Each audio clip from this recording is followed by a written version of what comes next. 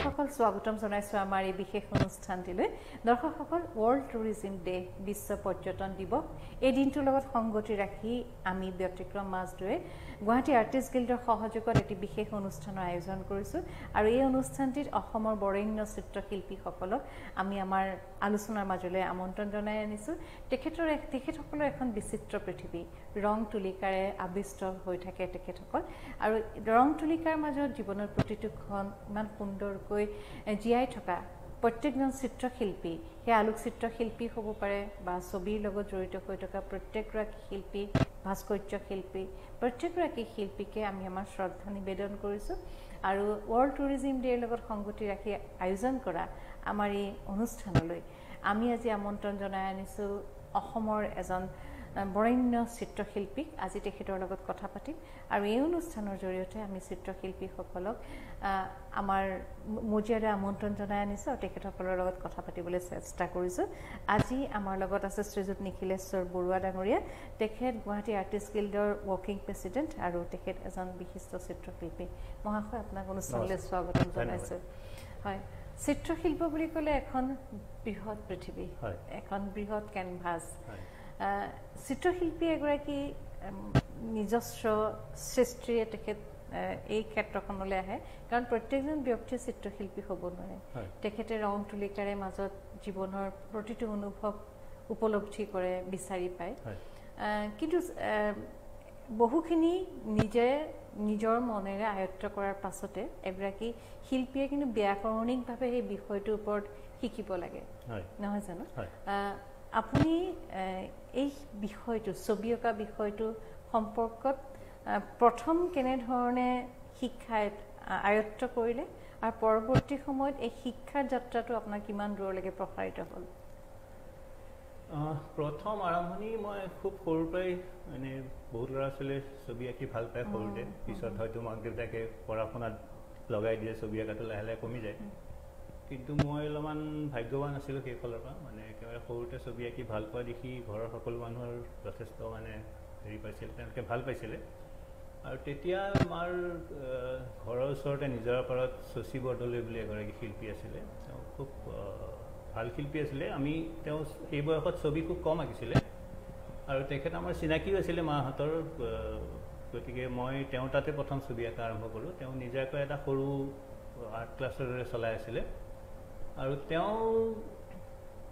মই এইটো কথা সদায় এই ছবি শিকাৰ ক্ষেত্ৰত কওঁ সেইটো মই সৌভাগ্যক্ৰমে আকৌ আৰম্ভণিৰে পাইছিলোঁ তেওঁ মানে ছবি মানে যে অকল ভালকৈ ড্ৰয়িং কৰিব লাগিব বা ৰং কৰিব লাগিব তেনেকুৱা নহয় তেওঁ মানে ছবিৰ লগতে বিভিন্ন জীৱনৰ দিশবিলাক ধৰক ক'ৰবাত ফুৰিব যোৱা ক'ৰবাত গান শুনা বা ক'ৰবাত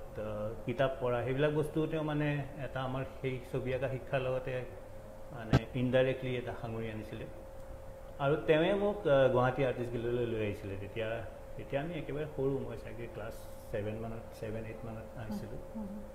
তাৰপিছত গুৱাহাটী আৰ্টিষ্ট গিল্ডত তেতিয়া যিটো চিলড্ৰেন ক্লাছ হয় তেতিয়া শশীদাৰ তত্বাৱধানত এটা বেলেগে তেওঁ নিজৰ ওপৰতে ক্লাছটো চলাইছিলে তাৰপিছত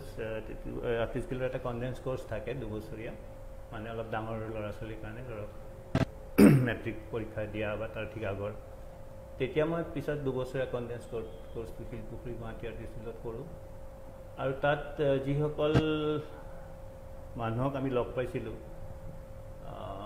তেওঁলোকৰ মোৰ গোটেই শিল্প যাত্ৰাটোত বিশেষ অৱদান আছে মই সদায় তেওঁলোকক মানে সেইখিনি শ্ৰদ্ধা কৰোঁ যে তেওঁলোকৰ কাৰণেই হয়তো আমি এইধৰণে আগবাঢ়ি আহিব পাৰিছিলোঁ যিমান পাৰিছোঁ আৰু তাৰ ভিতৰত বহুত আছিলে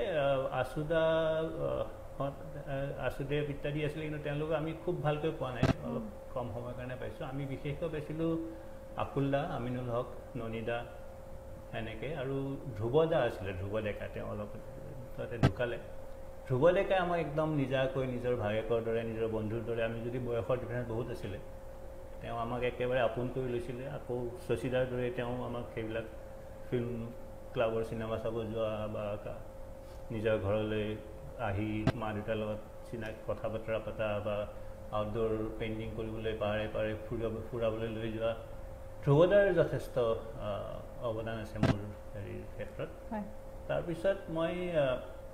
ক্লাছ 12 পাছ কৰি বৰদালৈ যাওঁ তাত MS ইউনিভাৰ্চিটিৰ ফাইন আৰ্টছ ডিপাৰ্টমেণ্টটো খুব নাম থকা department faculty of fine arts তেতিয়া মই 12 পাছ কৰি তালৈ যাওঁ আৰু তাত 4 বছৰীয়া ডিগ্ৰী কোৰ্চটো কমপ্লিট কৰোঁ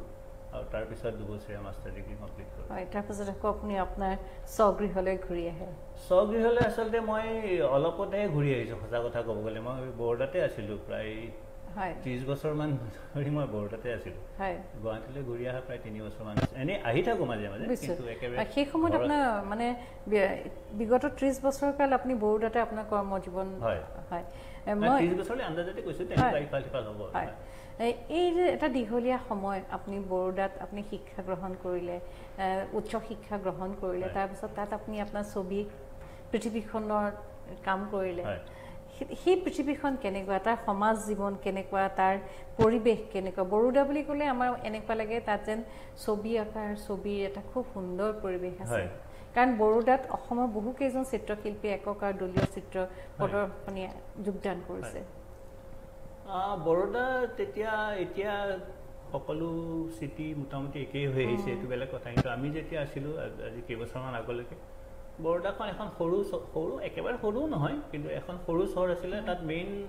বস্তুটো আছিলে MS ইউনিভাৰ্চিটি গতিকে এখন এডুকেশ্যন হাব টাইপৰ আছিলে আৰু মানুহ দুনুহবিলাক গুজৰাটী মানুহবিলাক সাধাৰণতে খুব অলপ ঠিক সৰল বুলি ক'ব নোৱাৰি কিন্তু খুব ভাল ব্যৱহাৰ পাতি বা সহজে সকলোকে আঁকোৱালি ল'ব পৰা তেনেকুৱা ধৰণৰ মানুহৰ এটা স্বভাৱ বিশেষকৈ বৰোদাত আমি পাইছিলোঁ আৰু ছবিৰ দিশৰ পৰা চাব গ'লে মানে আৰ্টৰ দিশৰ পৰা চাব গ'লে বৰোদাটো এটা খুব গুৰুত্বপূৰ্ণ শিক্ষানুষ্ঠান কাৰণ তাৰ আগতেওতো বহুত আছিলে শিক্ষানুষ্ঠান ধৰক ব্ৰিটিছে পাতি যোৱা কেইখনতো আছিলে জে স্কুল হওক বা কলিকতা হওক বা মাদ্ৰাছ হওক তদুপৰি শান্তি নিকেতন আছিলে এটা নতুন ধৰণৰ ধাৰা লৈ আহিবৰ কাৰণে মানে ৱেষ্টাৰ্ণ একাডেমিক শিক্ষাটোৰ পৰা ওলাই আহি ধৰক ভাৰতীয় বা এছিয়াৰ বিভিন্ন চিত্ৰশৈলীক একগোট কৰি এটা নতুন ভাষাৰ জন্ম দিয়াৰ ক্ষেত্ৰত শান্তি নিকেতনৰ যথেষ্ট অৱদান আছে বৰোদাৰ বিশেষত্বটো এনেকুৱা আছিল যে বৰোদাৰ শিক্ষা ব্যৱস্থাটো অকণমান ঠিক স্কিল বেছ নাছিলে সাধাৰণতে অন্য শিক্ষানুষ্ঠান মানে ভাল ছবি আঁকাটোতে বেছি গুৰুত্ব দিয়া হয় বৰোদাৰ পৰিৱেশটো অলপমান এটা মই ঠিক শব্দটো এতিয়া অহা নাই অলপ বৌদ্ধিক এটা বাতাবৰণ আৰু এটা শিক্ষা ব্যৱস্থাটোৱে তেনেকুৱা আছিলে বৰোদাৰ আৰ্ট হিষ্ট্ৰীৰ ডিগ্ৰী কোৰ্চ প্ৰথম আৰম্ভ কৰা ইনষ্টিটিউট বৰোদা আছিলে গতিকে আৰ্ট হিষ্ট্ৰী ডিপাৰ্টমেণ্টটো খুব ষ্ট্ৰং আছিলে আৰু প্ৰেক্টিকেলত আপুনি পেইণ্টিঙত যদিও শিকি আছে তথাপিও ধৰক বেলেগ আৰ্টিষ্টে ক'ত কেতিয়া কেনেকুৱা কাম কৰিছে বা আৰ্ট হিষ্ট্ৰীত কি ধৰণৰ বস্তু চলি আহিছে বা নতুন কি হৈ আছে মানে সেই বস্তুটোত খুব গুৰুত্ব দিয়ে আমাৰ বিশেষকৈ মই বেছি দীঘল হ'লে আপুনি কৈ দিব দেই বিশেষকৈ আমাৰ ছবি আঁকা শিক্ষাৰ ক্ষেত্ৰত বহুত ক্ষেত্ৰত দেখা যায় যে বহুতে মানুহে এনেকুৱা ভাবে যে মানে এটা নিজা কিবা এটা সৃষ্টি কৰিব লাগে বা ভিতৰৰ পৰা বস্তু আহিব লাগে বেলেগৰ কাম চালে ধৰক নিজস্বতাটো নাইকিয়া হৈ যাব কিন্তু বৰোদাত কথাটো একেবাৰে উল্টা বৰোদাত মই যদি এখন ছবি আঁকিছোঁ সেই ছবিখনৰ লিংক থকা বেলেগ আৰ্টিষ্টে কাম কৰে তেওঁলোকে মোক কাকো ক'ব যে তেওঁ মোক আৰ্টিষ্টজনৰ কামটো চা আমি লাইব্ৰেৰীত গৈ বা আৰ্টিষ্ট গৈ চাওঁ সেই ধৰণৰ মানে সেই আলোচনাৰ মাজে আৰু এটা মানে মুকলি পৰিৱেশ আৰু এনেকুৱা লাগে যেন প্ৰকৃতিৰ মাজত চিত্ৰশিল্পীসকলে নিজৰ কামবিলাক কৰি গৈ থাকে হয় কিন্তু বৰোদাত তেনেকে প্ৰকৃতিটো ইমান গুৰুত্ব দিব মোৰ বোধেৰে নোৱাৰি যদিও গছ গছনি আছে ধুনীয়া ঠাই এতিয়া ধৰক শান্তি নিকেতনত সেইটো কথা বেছি প্ৰযোজ্য হ'ব মহাশয় আপোনাৰ ছবিৰ বিষয়ে আপুনি ফিগাৰেটিভ পেইণ্টিং এতিয়া পেইণ্টিং বুলি যদি আমি কওঁ এখন বিস্তীৰ্ণ পথাৰ বিভিন্ন ভাগ আছে বিভিন্ন শাখা আছে এতিয়া পেইণ্টিঙৰ ক্ষেত্ৰত আমি অসম যদি চাওঁ শংকৰদেৱৰ সময়ৰ পৰা আমি পেইণ্টিঙৰ ক্ষেত্ৰত অতি চহকী হয় আৰু এখন ছবি এখন পেইণ্টিঙে এটা যুগক ধৰি ৰাখে এখন পেইণ্টিঙে ইতিহাস সৃষ্টি কৰিছে এই আপুনি যেতিয়া এখন ছবি আঁকে যেতিয়া আপুনি পেইণ্টিং কৰে কাৰণ শিল্পীসকল সেইসকল ব্যক্তি যিসকলে সময়ক ধৰি ৰাখে শিল্পীসকল সেইসকল ব্যক্তি যিসকল ব্যক্তি অতি অনুভূমি আমি আমাৰ সন্মুখৰ পৃথিৱীখনক চাওঁ খন্তেকৰ পাছতে আমি সেই পৃথিৱীখনৰ কথা পাহৰি যাওঁ আকৌ আমি বেলেগ এখন পৃথিৱীলৈ গুচি যাওঁ সময়ৰ লগে লগে আমি এৰি অহা সময়ৰ পৃথিৱীখন আমাৰ মনৰ মাজৰ পৰা আঁতৰি যায় কিন্তু আপোনালোকে ইমানেই অনুভৱী আপোনালোকে প্ৰতিটো মুহূৰ্ত ধৰি ৰাখে গতিকে এই যে আপুনি পেইণ্টিঙৰ পৃথিৱীখনলৈ আহিলে ৰং তুলিকাৰে খেলা কৰে বিভিন্ন ধৰণৰ ছবি আঁকে কোনবিলাক মুহূৰ্তত কোনবিলাক সময়ে আপোনাৰ ছবিত কেনেধৰণে ক্ৰিয়া কৰে ছবিত নিজৰ জীৱনৰ যিটো আশে পাশে যিটো আছে সেইটোৱে ক্ৰিয়াটো সদায় কৰে ধৰক বেছিভাগ এতিয়া ধৰক অসমৰ এতিয়া বাৰু কথাবিলাক সলনি হৈছে কিন্তু আগৰ দিশৰ পৰা যদি আপুনি চাব যায় তেতিয়া ইমান সুন্দৰ এটা প্ৰাকৃতিক পৰিৱেশ গতিকে লেণ্ডস্কেপ পেইণ্টিং আপোনাৰ ইয়াত বহুত দেখা গৈছিলে গতিকে জনা নজনাকৈ হ'লেও নিজৰ পাৰিপাৰ্শ্বিকতাটোৰ প্ৰকাশটো নিজৰ শিল্পকৰ্মত হয় আৰু হ'বও লাগে মোৰ ক্ষেত্ৰত আৰম্ভণিতে তেনেকৈ আৰম্ভ কৰিছিলোঁ আৰু লাহে লাহে যেতিয়া অলপমান ধৰক কথাবিলাক বেছি বুজা হ'লোঁ বা সেইধৰণে এটা বয়স হ'ল তেতিয়া মই যিটো সামাজিক যিটো পৰিস্থিতি সেইটোক ৰেছপণ্ড কৰি কিছুমান ছবি আঁকা আৰম্ভ কৰিছিলোঁ ধৰক এই ধৰক 90s সময়ত বিভিন্ন ভাইলেন্সৰ হেৰি চলি আছিলে বিভিন্ন ঠাইত অসমকে আদি কৰি বহুত ঠাইত সাম্প্ৰদায়িক সংঘৰ্ষ বা শ্ৰীলংকাৰ বিভিন্ন সংঘৰ্ষ এইবিলাক বস্তু মই মানে সেই বস্তুবিলাক ডাইৰেক্টলি নহয় তাৰ কিছুমান কথা আনি অলপ ছবিত প্ৰকাশ কৰিবলৈ চেষ্টা কৰিছিলোঁ আৰু বৰ্তমান যোৱা কেইবছৰমানৰ পৰা মই যিখিনি ছবি আঁকি আছোঁ সেইখিনি মোটামুটি যিটো আমাৰ আৰ্বানাইজেশ্যনৰ যিটো প্ৰভাৱ মানে ব্যক্তিৰ ওপৰত পৰে ধৰক এক ধৰণৰ বিচ্ছিন্ন হৈ যোৱা বা এক ধৰণৰ মানে ব্যক্তিকেন্দ্ৰিক যিটো চৰিত্ৰ সেই বস্তুটোক মই নিজৰ ছবিত অলপ প্ৰকাশ কৰিবলৈ চেষ্টা কৰোঁ মহাশয় প্ৰত্যেকগৰাকী চিত্ৰশিল্পীৰ চিন্তাবিলাক বেলেগ বেলেগ হয় প্ৰত্যেকগৰাকী চিত্ৰশিল্পী প্ৰকাশভংগীও পৃথক পৃথক আৰু আমি কেতিয়াবা দেখা পাওঁ যে কোনোবা এগৰাকী চিত্ৰশিল্পীয়ে কোনোবা এটা বিষয়ক প্ৰতীক হিচাপে লৈ আগবাঢ়ে আপোনাৰো তেনেকুৱা কিবা বিশেষ বিষয় কিবা বিশেষ প্ৰতীক আছে বৰ্তমান সময়ত কেইবছৰমান ধৰি যিখিনি মই কাম কৰি আছোঁ সেইখিনি প্ৰতীক বুলি ক'ব গ'লে যিটো আমাৰ সাধাৰণ ভাষাত চিটিস্কেপ বুলি কয় ধৰক বিভিন্ন বিল্ডিং বা একদম ধৰক কোনো ধৰণৰ অৰ্গেনিক এলিমেণ্ট নাথাকা অৰ্গেনিক মানে ধৰক গছ গছনি একো নাথাকা অকল বিল্ডিঙেৰে আৱৰা এটা পৰিৱেশ সেই ধৰণৰ বস্তুবিলাক মই প্ৰতীকীৰ ৰূপত ব্যৱহাৰ কৰি আছোঁ হয় আপুনি যিখন শিক্ষানুষ্ঠানত প্ৰথম আপুনি ছবিৰ অ আ ক খ শিকিছিল যিখন শিক্ষানুষ্ঠান গুৱাহাটী আৰ্টিষ্ট গিল্ড য'ত আপোনাক সেইসকল বিশেষ ব্যক্তিয়ে আপোনাক এগৰাকী চিত্ৰশিল্পী হ'বলৈ বিশেষভাৱে উদগনি দিছিল তাৰ পাছত আপুনি উচ্চ শিক্ষাৰ বাবে বৰোদালৈ গ'ল তাত বহু বছৰ থকাৰ পাছত গুৱাহাটীলৈ উভতি আহি বৰ্তমান আপুনি এগৰাকী ৱৰ্কিং প্ৰেচিডেণ্ট কাৰ্যকৰী সভাপতি হিচাপে সেইখন প্ৰতিষ্ঠানতে যোগদান কৰিছে নিজে এৰি থৈ যোৱা শৈক্ষিক প্ৰতিষ্ঠানটো আকৌ যেতিয়া নিজে ঘূৰি আহি দায়িত্ব লোৱা যায় বহু কথা কল্পনা কৰা যায় আৰু নিজৰ শৈশৱ নিজৰ বিশেষ স্মৃতিবোৰ বিচাৰি পোৱা যায় প্ৰথম যেতিয়া আহিছিলে দীৰ্ঘদিনৰ বিৰতিৰ পাছত কেনেকুৱা লাগিছিল প্ৰথম প্ৰশ্ন দ্বিতীয়তে এতিয়া নিজে গুৰু দায়িত্ব লোৱাৰ পাছত সেই শৈক্ষিক প্ৰতিষ্ঠানৰ শ্ৰীবৃদ্ধিৰ বাবে আপুনি কি পদক্ষেপ লৈছে হয় প্ৰথম কথাটো আপুনি এটা মানে আকৌ আহি যোগদান কৰা বুলি যেনেকৈ কৈছে তেনেকৈ ঠিক নহয় মই যদিও গুৱাহাটীত নাছিলোঁ আৰ্টিষ্ট গিল্ডৰ লগত কোনো দায়িত্ব তেতিয়া মোৰ হাতত নাছিলে কাৰণ মই বাহিৰত আছিলোঁ কিন্তু গুৱাহাটী আৰ্টিষ্ট গিল্ডৰ লগত মই সদায় জড়িত হৈ আছোঁ আৰম্ভণিৰ পৰাই যেতিয়াই গুৱাহাটীলৈ আহোঁ সদায় আৰ্টিষ্ট গিল্ডত গৈ চবকে লগ ধৰোঁ বা কিবা ৱৰ্কশ্বপ থাকে কিবা থাকে মই যদি গুৱাহাটীত থাকোঁ তাত অংশগ্ৰহণ কৰোঁ গতিকে আমি সদায় গুৱাহাটী আৰ্টিষ্ট গিল্ডৰ লগত জড়িত হৈ আছিলোঁ দূৰত থাকি হ'লেও কিন্তু গুৱাহাটী যেতিয়া মানে এতিয়া যে মই গুৱাহাটীত আছোঁ এতিয়া গুৱাহাটী আৰ্টিষ্ট গিল্ডৰ আগৰ যিসকল সদস্য আছিলে এতিয়াও আছে তেওঁলোকৰ এতিয়া বয়সৰ কাৰণে হওক বা বিভিন্ন কাৰণত হওক লাহে লাহে দায়িত্ববোৰ মানে এটা নেক্সট জেনেৰেশ্যনলৈ আহিবলৈ আৰম্ভ কৰিছে সেই নতুন যিখিনি মানুহে কাম কৰি আছে মানে আগৰখিনিতো আছেই আকুলদাহঁত এতিয়াও আমিনুল হক এতিয়াও সভাপতি হৈ আছে বা ননিদাহঁত আহি থাকে কিবা কাম থাকিলে তেওঁলোক নাই বুলি নকওঁ কিন্তু যিটো নতুন তাৰ পিছৰ যিটো জেনেৰেশ্যন আছিলে সেই জেনেৰেশ্যনৰ গোটেইখিনি মানুহ সেনেকৈ চাব গ'লে আমাৰ একেলগে এই গিল্ডৰ পৰাই সৰুৰ পৰাই ডাঙৰ হৈ অহাৰ দৰে ক'ব পাৰি গতিকে আমাৰ নিজৰ মাজত এটা ভাল মই ভাবোঁ বুজাবুজি আছে যিটো অতি প্ৰয়োজনীয় এটা অনুষ্ঠানৰ কাৰণে কাম কৰিবলৈ আৰু নতুন কৰিবলৈতো বহুত আছে নতুন চিন্তা চৰ্চা নতুন কাম কাজ যিখিনি অলৰেডি এষ্টাব্লিছ কৰি গৈছে গুৱাহাটী আজিকালি তাক আগুৱাই নিবৰ কাৰণে গতিকে সেইবিলাকত চেষ্টা কৰি আছোঁ কিমানখিনি মানে অৱদান যোগাব পাৰোঁ ক'ব নোৱাৰোঁ হয় এতিয়া আমি দেখা পাওঁ যিসকল চিত্ৰশিল্পীয়ে ছবি আঁকে তেওঁলোকে যেতিয়া কাৰোবাৰ দ্বাৰা প্ৰশংসিত হয় বা সন্মানিত হয় তেতিয়া আচলতে কাম কৰিবলৈ আকৌ এটা উৎসাহ পোৱা যায়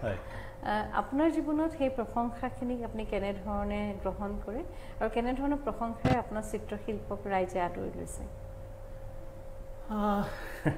এইটো পটকৈ তেনেকৈ ক'বলৈ দিগদাৰ প্ৰশংসা বুলি ক'লে মানে অসমীয়াত শব্দটো অলপ ভুল হৈ যায় আচলতে এপ্ৰিচিয়েশ্যনৰ শব্দটো অসমীয়াত কি হ'ব নাজানো কিন্তু সেই ধৰণে মই মোটামুটি মানুহৰ পৰা যথেষ্ট মৰম বা আদৰ পাইছোঁ ছবিৰ ব্যক্তিগত ক্ষেত্ৰত কোৱা নাই ছবিৰ থ্ৰুৰে আৰু সেই বিষয়ত মই যথেষ্ট সুখী আৰু যি ধৰণৰ ছবি আঁকি নিয়মীয়াকৈ ছবি আঁকি থাকিব পৰাকৈ বা প্ৰদৰ্শনী কৰিব পৰাকৈ যিখিনি প্ৰেৰণা লাগে সেইখিনি মই মানুহৰ পৰা সদায় পাইছোঁ হয় মহাশয় আৰু এটা কথা মোৰ আপোনাক লগ পাওঁতে সুধিব মন গৈছে আপোনাৰ শৈশৱৰ গুৱাহাটী আৰ্টিষ্ট গিল্ড তাৰপিছত আপোনাৰ বৰোদাৰ জীৱন আৰু বৰ্তমানৰ গুৱাহাটী আৰ্টিষ্ট গিল্ড তিনিটা সময়ত তিনিখন ক্ষেত্ৰ আৰু আপুনি যেতিয়া বৰোদাত আছিল তাতো এটা চিত্ৰশিল্পৰ খুব সুন্দৰ এটা বাতাবৰণ আপুনি দেখা পাইছিল এতিয়া গুৱাহাটীলৈ আহিলে বৰ্তমান সময়ত 2020ৰ কথা আমি বাদ দিলোঁ 2019ৰ শেষৰ ভাগলৈ বিভিন্ন ধৰণৰ কাহাকেপ আদি আন্দোলনে অসমৰ সমাজ জীৱন কিন্তু ব্যতিব্যস্ত কৰি তুলিছিলে তাৰ আগৰ সময়খিনি 2019ৰ আৰম্ভণিৰ সময়খিনি তেতিয়া অসমৰ সামাজিক ৰাজনৈতিক অৰ্থনৈতিক বাতাবৰণ সুস্থিৰ আছিলে সেই সময়খিনিত অসমৰ ছবিৰ যিখন পৃথিৱী সেই পৃথিৱীখনৰ লগত আজিৰ এই পৃথিৱীখনৰ লগত আপোনাৰ শৈশৱৰ পৃথিৱীখন আৰু বৰোদাত আপুনি দেখা পোৱা ছবিৰ পৃথিৱীখন তুলনা কৰিলে কোনখনক আপুনি শ্ৰেষ্ঠ বুলি ভাবিব কোনখনক আপুনি বেছি আদৰেৰে গ্ৰহণ কৰিব তেনেকৈ তুলনা কৰা অসুবিধা হয় কিন্তু শিল্প চৰ্চাৰ যিটো এটা মানে সজাগতা বা পৰিৱেশ সেই হিচাপে মই বৰোদাৰ সময়খিনি সদায় ভাল সময় বুলি ক'ম মানে মই অসমৰ কথা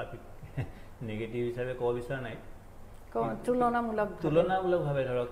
এজন শিল্পীৰ যিহেতু মই একদম শিক্ষা সমাপ্ত কৰি তাতেই থাকি গৈছিলোঁ গতিকে মই আৰম্ভণিৰ পৰা সেই প্ৰচেছটো দেখিছোঁ গতিকে সেই এটা শিল্প চৰ্চাৰ যিটো এটা বাতাবৰণ বা এটা সজাগতা বা এটা সম্ভাৱনা যিটো এটা মানে আগবঢ়াই নিবলৈ যিটো সম্ভাৱনা সেই ক্ষেত্ৰত মই বৰোদাৰ কথাই ক'ম শুনাত অলপ অসমৰ মানুহে বেয়া পাব উপায় নাই সঁচা কথা যিটো সঁচা সেইটো বহুত ডাঙৰ কথা এতিয়া প্ৰত্যেকগৰাকী চিত্ৰশিল্পী সমাজৰ প্ৰতি অতি দায়বদ্ধ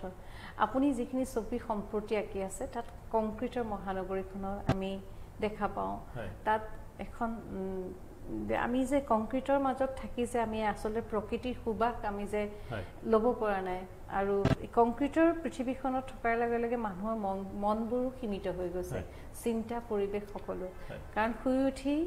নীলা আকাশখন পুখুৰীটো চোতাল ভঁৰাল সেইবিলাক আজিকালি ল'ৰা ছোৱালী ভাবিব নোৱাৰা এটা কথা এই ছবিবিলাকে এটা যুগৰ পাছত মানুহক চিন্তাৰ খল কৰি তুলিব আৰু সেইবাবে কোৱা হয় যে এগৰাকী চিত্ৰশিল্পীয়ে কেতিয়াও মৃত্যু নহয় কাৰণ আমি সকলো হেৰাই যাব পাৰোঁ কিন্তু আপোনালোকৰ ছবিয়ে সমাজলৈ এটা বাৰ্তা ৰাখি যাব এই সময়খিনিক ধৰি ৰাখিব বৰ্তমান সময়খিনিত সমাজৰ যি অস্থিৰ পৰিৱেশ এই অস্থিৰ পৰিৱেশত আমি দেখা পাওঁ যে চিত্ৰশিল্পীসকল ওলাই আহিছে ছবি আঁকিছে ছবিয়ে তেওঁলোকৰ ছবিৰ যোগেদি তেওঁলোকৰ ক'ব লগাখিনি কৈছে কিন্তু প্ৰকৃতাৰ্থত আজি চিত্ৰশিল্পীসকলে সমাজৰ প্ৰতি যিখিনি কৰণীয় আছে সেই কৰণীয়খিনি কৰিছে বুলি ভাবেনে নে সমাজে তেওঁলোকক বিভিন্ন সময়ত কেনেধৰণে বিচাৰিছে এইটো বিষয়টো অকণমান খুব জটিল বিষয় আৰু সেইটো বিষয়ে মই সদায় অলপ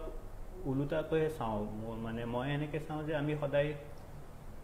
শিল্পীৰ সমাজৰ প্ৰতি দায়বদ্ধতাৰ কথা পাতোঁ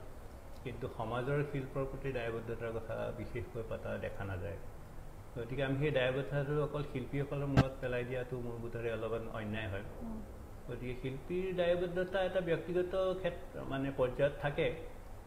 কিন্তু সমাজৰ যদি শিল্পৰ প্ৰতি যি দায়বদ্ধতা সেই কথাটো মই বিশেষ আলোচনা হোৱা দেখা নাই আৰু মোৰ বোধেৰে সেইটো খুব প্ৰয়োজনীয় গতিকে শিল্পীৰ দায়বদ্ধতা ঠিকে আছে মানে এইটো এটা ব্যক্তিগত স্তৰত কৰি আছে সকলোৱে কৰি আছে বিভিন্ন ধৰণ কোনোবাই খুব সক্ৰিয়ভাৱে কৰিছে কোনোবাই বেলেগ ধৰণে কৰিছে আৰু আপুনি যিটো অস্থিৰ সময়ৰ কথা ক'লে সেইটো আচলতে চাব গ'লে আপুনি যদি গোটেই শিল্পৰ বুৰঞ্জী শিল্প বুলিয়ে নহয় যিকোনো সৃষ্টিকৰ্মৰ বুৰঞ্জীটো চাই আচলতে ভাল কামবিলাক অস্থিৰ সময়তে সৃষ্টি হয় গোটেই পৃথিৱীত যিখিনি মানে বিশেষ মনত থাকি যোৱা বা চকুত পৰা যিখিনি শিল্পকৰ্মই হওক লিখা মেলাই হওক এই অস্থিৰ সময়তে হোৱা কিন্তু সেই হিচাপে আমাৰ অস্থিৰ সময়খিনিয়ে আমি কিমান কৰিব পাৰিছোঁ মোৰ অলপ সন্দেহ আছে কাৰণ সেই অস্থিৰ সময়খিনিৰ পাছত এটা জাগৰণৰ সৃষ্টি কৰে কিন্তু এখন ছবিয়ে নহয় মহাশয় আজি ৱৰ্ল্ড টুৰিজিম ডেৰ লগত সংগতি ৰাখি আমাৰ এই অনুষ্ঠানটো আয়োজন কৰা হৈছে টুৰিজিম পৰ্যটন ক্ষেত্ৰ হিচাপে অসমখনত যথেষ্ট সুযোগ সুবিধা আছে আৰু যিমানখিনি আমি সুযোগ পাব লাগিছিল পৰ্যটক যিমান আহিব লগা হৈছিল বিভিন্ন কাৰণবশতঃ অসমলৈ সিমান পৰ্যটক অহা নাই এগৰাকী চিত্ৰশিল্পী হিচাপে আপোনাৰ ছবিৰে অসমখনক আগবঢ়াই লৈ যোৱাত আপোনাৰ অৱদানখিনিক আপুনি কেনেধৰণে বিচাৰ কৰিব একেবাৰে খাৰাপ কাজকৈ ক'ব গ'লে এনেকৈ অৱদান নাই নেকি তেনেকৈ চাব গ'লে কাৰণ তাকে মই সেইটো কথাই কৈছিলোঁ যে সামাজিক দায়িত্বৰ কথা এটা হৈছে মানে শিল্পীসকলক ইমান গুৰু দায়িত্ব নিদিয়াই ভাল নেকি শিল্পীসকলে নিজৰ কাম কৰি আছে গতিকে অসম টুৰিজিমক আগবঢ়াই নিব পৰা যি ধৰণৰ কাম কাজ হ'ব লাগিছিল সেইখিনি কাম কাজ কৰিবলৈ বহুত নিশ্চয় আছে মানে ডাঙৰ ডাঙৰ মানুহ বা মানে মানুহ নহয় ডাঙৰ ডাঙৰ প্ৰক্ৰিয়া আছে গতিকে তাত সঁচা কথা মই ভাবাত সঁচা কথা ক'বলৈ শিল্পীৰ অৱদানটো বিশেষ মানে মই গৌণ বুলিয়েই ক'ম আপুনি এতিয়া গুৱাহাটী আৰ্টিষ্ট গিল্ডৰ লগত ইমান সুন্দৰকৈ জড়িত হৈ আছে আৰু আপোনালোকৰ দৰে ব্যক্তিসকল আচলতে আপোনালোক নিজৰ ছবিৰ পৃথিৱীখনত আৰু নিজৰ চাৰিওকাষৰ পৰিৱেশটোৰ প্ৰতি আপোনালোক অতি দায়বদ্ধ সামাজিকভাৱে দায়বদ্ধ কাৰণ আপুনি ছবিৰ যোগেদি সমাজখনক দাঙি ধৰে বৰ্তমান সময়ত আৰ্টিষ্ট গিল্ডলৈ যিসকল ছাত্ৰ ছাত্ৰী আহিছে আপোনাৰ দৰে হয়তো সেই ছাত্ৰ ছাত্ৰীসকলক ভৱিষ্যতে আপোনাৰ দৰে এজন শিল্পী হিচাপে নিজকে গঢ় দিব সেই ছাত্ৰ ছাত্ৰীসকলক লৈ আপোনালোক আৰ্টিষ্ট গিল্ডে কেনেধৰণে কাম কাজ কৰি আছে আৰু ছবিৰ ক্ষেত্ৰখনক আগবাঢ়ি যাবলৈ আৰ্টিষ্ট গিল্ডে সকলোকে কেনেধৰণে সহায় কৰিছে আৰ্টিষ্ট গিল্ডৰ যিটো চিত্ৰাংকন শ্ৰেণী আছে একদম সৰু বয়সৰ পৰা ধৰি একদম ডাঙৰলৈকে তাত এটা চেষ্টা চলোৱা হয় যে ছবি ভালকৈ বুজি ভালকৈ মানে অন্তৰৰ পৰা এটা নতুন কিবা এটা আনি তাক নিজস্বতাৰে আগবঢ়াই লৈ যাওক সেই হিচাপে এই চিত্ৰাংকন শ্ৰেণীসমূহৰ শিক্ষা প্ৰদান কৰা হয় আৰু তেনেকৈ বছৰে বছৰে যেতিয়াকৈ ধৰক এটা বয়সত আহিলে তাৰপিছত এবছৰ দুবছৰ 3 বছৰ গ'ল তাৰপিছত আকৌ এটা ডাঙৰ গ্ৰুপত জইন কৰিলে মানে যিখিনি থাকি যায় ইণ্টাৰেষ্ট থাকে এতিয়া তাৰ ডাঙৰ গ্ৰুপৰ ভিতৰতো এতিয়া ধৰক আগতে আৰ্টিষ্ট গিল্ডৰ এটা অকল ষ্টুডেণ্ট হিচাপেই আছিলে মানে কনডেন্স কোৰ্চটোত অলপমান ডাঙৰ হেৰি আছিলে কিন্তু একেবাৰে ধৰক ক'ৰবাত চাকৰি কৰি থকা মানুহ বা ক'ৰবাত বেলেগ কাম কৰি থকা মানুহ তেওঁলোকৰ কাৰণে বিশেষ এনেকুৱা সুবিধা নাছিলে এতিয়া আৰ্টিষ্ট গিল্ডৰ কিছুমান কোৰ্চ আছে ধৰক ডাঙৰ মানুহেও বা কোনোবাই চাকৰি কৰি আছে বা কোনোবাই ঘৰত আছে তেওঁলোকেও হয়তো যদি ছবিৰ ওপৰত আগ্ৰহ আছে কৰিব পাৰে সেই ধৰণৰ কাম ক্লাছ আছে এতিয়া আৰু যদি কোনোবাই প্ৰফেচনেলি ছবিটোক চিত্ৰ শিল্পই হওক বা ভাস্কৰ্য শিল্পই হওক আগুৱাই নিব খোজে তেনেহ'লে আমি সকলো ধৰণৰ আমাৰ যিখিনি সামৰ্থ্য আছে দিহা দি সহায় কৰোঁ ধৰক এডমিশ্যনৰ কাৰণে ক'ৰবাত যাব খুজিলে কেনেকুৱা ধৰণৰ প্ৰিপেৰেশ্যন কৰিব লাগে বা তাৰ প্ৰচিডিউৰবিলাক কেনেকুৱা সেইখিনি আমি সহায় কৰি দিওঁ মহাশয় খুব ভাল লাগিল আজি আপোনাৰ লগত কথা পাতি দৰ্শকসকল এজন আমাৰ সকলোৰে শ্ৰদ্ধাৰ শ্ৰীযুত নিখিলেশ্বৰ বৰুৱা ডাঙৰীয়া তেখেত এজন চিত্ৰশিল্পী আৰু গুৱাহাটী আৰ্টিষ্ট গিল্ডৰ তেখেত ৱৰ্কিং প্ৰেচিডেণ্ট খুব সুন্দৰকৈ কাম কৰি আছে আচলতে চিত্ৰশিল্পীসকলক একান্তভাৱে তেখেতসকলৰ শিল্পকৰ্মত নিমগ্ন হৈ থাকিবলৈ আমি দিব লাগে তেখেতে খুব গুৰুত্বপূৰ্ণ এষাৰ কথা ক'লে তেওঁলোকে তেওঁলোকৰ কৰ্মত শিল্পকৰ্মত নিমগ্ন হৈ থাকি ভাল পায় আৰু সেই নিমগ্নতাৰ মাজতে তেখেতসকলে আমাক দি যায় একোটা সময়ক ধৰি ৰখা একোখন মহান চিত্ৰ আৰু সেই ছবিবিলাক চায়ে আমি সময়ৰ বুজি পাওঁ আৰু সমাজলৈ তেখেতসকলে আগবঢ়োৱা অৱদানক আমি সদায় সেই ছবিখনৰ যোগেদি আমি তেখেতসকলক স্বীকৃতি দিওঁ তেখেতসকলক আমি শ্ৰদ্ধা কৰোঁ আজি এই অনুষ্ঠানটি আমি আগবঢ়ালোঁ ৱৰ্ল্ড টুৰিজিম ডেৰ লগত সংগতি ৰাখি ব্যতিক্ৰম মাজদুৱে গুৱাহাটী আৰ্টিষ্ট গিল্ডৰ সহযোগত এই অনুষ্ঠানটি আগবঢ়াইছে আৰু এই অনুষ্ঠানটিৰ জৰিয়তে আমি অসমৰ মহান চিত্ৰশিল্পীৰ লগত আলোচনা কৰিবলৈ চেষ্টা কৰিছোঁ তেখেতসকলৰ জীৱনত অকণমান ভুমুকি মাৰিবলৈ চেষ্টা কৰিছোঁ আজি এই অনুষ্ঠানৰ পৰা আপোনালোক সকলোৰে পৰা আৰু আমাৰ সন্মানীয় অতিথিৰ পৰা বিদায় লৈছোঁ ধন্যবাদ